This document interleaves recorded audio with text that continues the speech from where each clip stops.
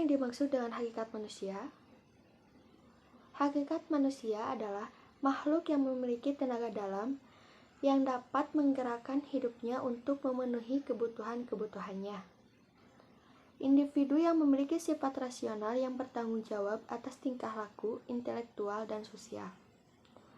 Dalam konsep Islam, manusia merupakan hakikat yang mempunyai dua dimensi, yaitu dimensi material atau jasad, dan dimensi imaterial, yaitu ruh, jiwa, akal, dan sebagainya.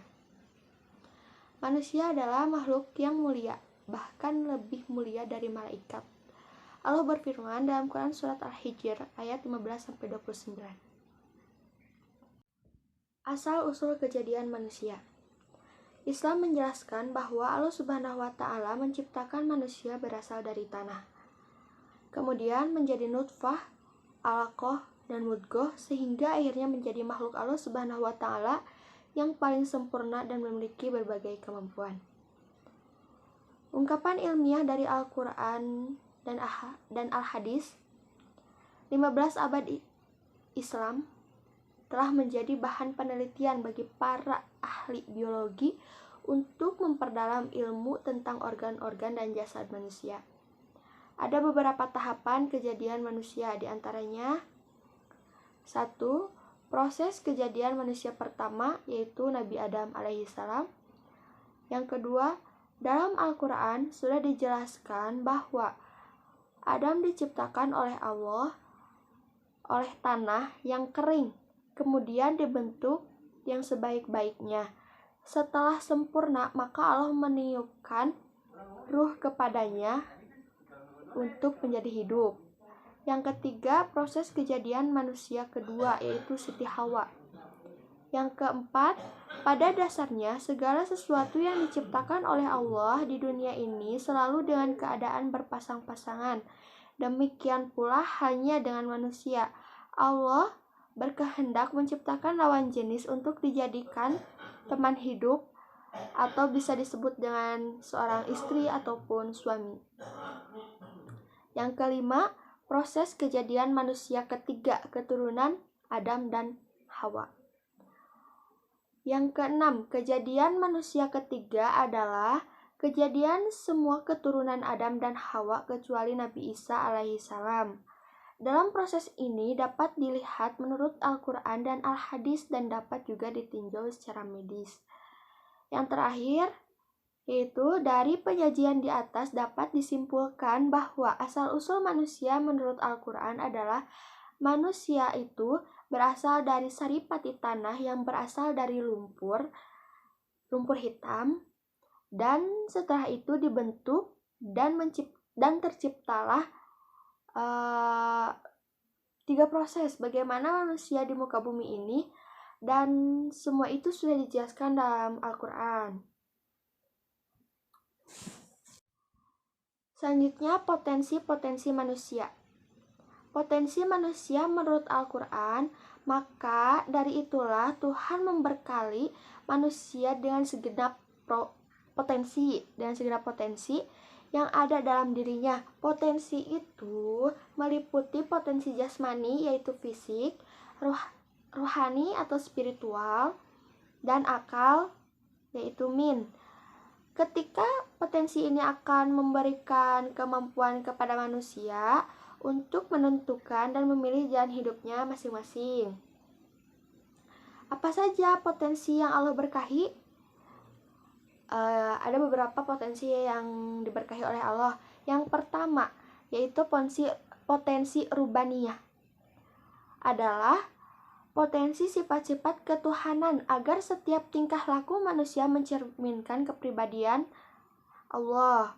Yang kedua, ada potensi beragama, yaitu potensi yang harus digali dan dicari terus-menerus agar menemukan keyakinan yang benar. Yang ketiga, potensi emosional, yaitu emosi yang sehat dan bersih akan menjadikan manusia senantiasa dalam berperilaku dan berpikir positif. Yang keempat, ada potensi intelektual. Di sini menjelaskan akal merupakan potensi yang diberikan oleh Allah untuk mengenal ilmu pengetahuan sehingga manusia dapat mengetahui sesuatu. Dan yang terakhir adalah potensi secara biologis. Allah memberikan potensi ini agar manusia dapat bertahan hidup. Adapun kelemahan-kelemahan pada diri seorang manusia. Ada 9 fakta kelemahan manusia disebutkan dalam Al-Quran. Secara kodrati manusia memiliki kelemahan. Allah berfirman dalam Quran Surat An-Nisa ayat 28. Kelemahan manusia yang disebutkan dalam Al-Quran itu bermacam-macam. Beberapa di antaranya merupakan tabiat buruk manusia. Berikut pemaparannya. Yang pertama itu manusia itu suka membantah. Allah berfirman dalam Quran Surat Al-Kahfi ayat 54 yang artinya, dan sesungguhnya kami telah mengulang-ulangi bagi manusia dalam Al-Quran ini bermacam-macam perumpamaan, dan manusia adalah makhluk yang paling banyak membantah. Yang kedua, yaitu manusia itu bersifat lemah dalam segala hal apapun. Allah berfirman dalam Quran Surat An-Nisa ayat 28 yang artinya, Allah hendak memberikan keringanan kepadamu dan manusia dijadikan bersifat lemah. Yang ketiga, manusia itu zalim dan bodoh. Hal ini terungkap dalam Al-Quran Surat Al-Ahzab ayat 72.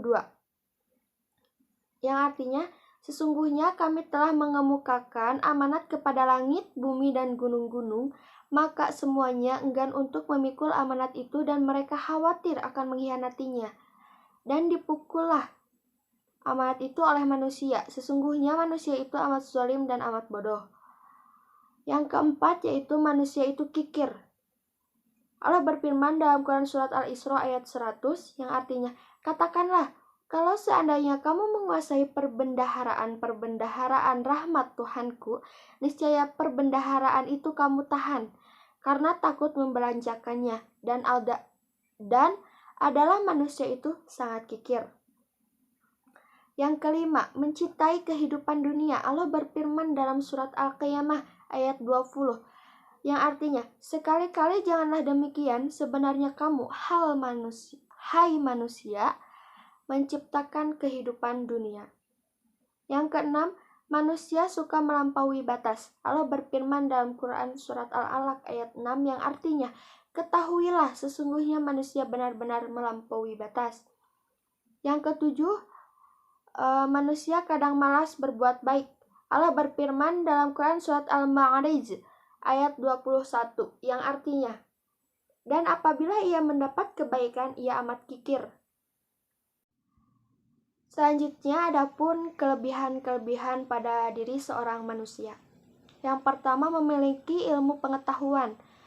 Manusia memiliki potensi kemampuan memahami berbagai macam ilmu. Karena manusia berkali-kali mempunyai akal yang dengannya bisa berpikir dan mengolah berbagai macam ilmu pengetahuan, suatu kemampuan yang tidak dimiliki makhluk lainnya. Allah berfirman dalam Quran Surat Al-Baqarah ayat 31-33. Yang kedua, menjadi seorang khalifah. Dari sisi wujud, manusia memiliki kepantasan menjadi khalifah di muka bumi. Memiliki potensi dan kelayakan mewarisi serta menjaga bumi agar tetap menjadi tempat yang layak ditinggal dan tempat makhluk-makhluk lain bertasbih kepada Sang Pencipta. Allah berfirman dalam Quran Surat Al-Baqarah ayat 30. Yang ketiga, malaikat pun bersujud kepada manusia. Kenapa malaikat bersujud kepada manusia? Karena di antara bukti lain dari kedudukan tinggi manusia adalah Allah menyuruh pada malaikatnya untuk bersujud kepada manusia. Sebagai bukti ketundukan dan ketaatan malaikat kepada perintah Allah. Allah pun berfirman dalam Quran Surat Shad ayat 71-72. Yang keempat, mampu mengungkapkan rahasia alam semesta. Di sini Allah berfirman dalam Quran Surat An-Nahl ayat 14 yang artinya, dan dialah yang menundukkan lautan untukmu agar kamu dapat memakan daging yang segar atau dalam disebut dengan ikan darinya. Dan dari lautan itu kamu mengeluarkan perhiasan yang kamu pakai. Kamu juga melihat perahu berlayar padanya, dan agar kamu mencari sebagian karunia-Nya dan agar kamu tetap bersyukur. Itu Allah berfirman dalam Quran surat An-Nahl ayat 14. Selanjutnya yang kelima, yaitu memiliki akal sempurna untuk mengetahui baik dan buruknya seseorang.